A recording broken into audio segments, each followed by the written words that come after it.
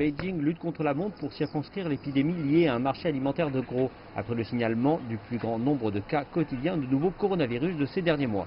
Le traçage massif de contacts et les tests sont en cours. La Commission nationale de la santé s'est engagée à signaler tout nouveau cas dans les 2 heures et à publier les résultats des tests dans les 12 heures et enfin à terminer une enquête épidémiologique dans les 24 heures. Il est espéré que les mesures permettront de trouver plus efficacement les personnes infectées, de même que toute personne ayant été en contact étroit avec elles. Plus de 76 000 personnes de la ville ont déjà été testées lundi matin, dont celles qui se sont rendues au marché et d'autres habitants dans des résidences adjacentes. D'autres quartiers aident également Fangtai à recueillir des échantillons en mettant en place près de 200 stations. Dans certains cas, les citoyens peuvent même conduire dans une zone spéciale pour être testés. Il ne faut que 2 minutes pour terminer l'entier processus et les résultats seront disponibles dans la journée. Suite à la fermeture du marché de Xinfadi, Beijing a décidé de la fermeture immédiate des écoles voisines. Dans 3 écoles primaires et 6 jardins d'enfants dans la zone en question, les classes seront suspendues pour tous les écoliers qui avaient déjà repris l'école. Pour celles qui n'ont pas repris, la réouverture sera repoussée.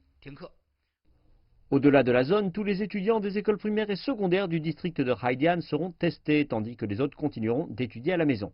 Dans le même temps, des approvisionnements de légumes sont arrivés à Beijing pour garantir les réserves des principales chaînes de supermarchés.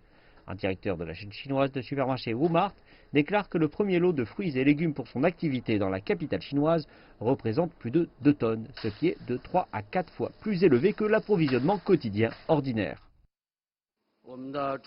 Tout notre porc, bœuf et mouton ainsi que les légumes seront transportés directement du lieu d'origine afin d'assurer la sécurité des aliments et des prix stables.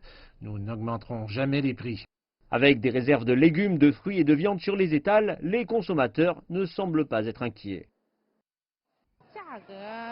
Le prix, de mon point de vue, est au même niveau qu'avant dans le supermarché, mais à l'extérieur, dans certains magasins, c'est un peu plus élevé.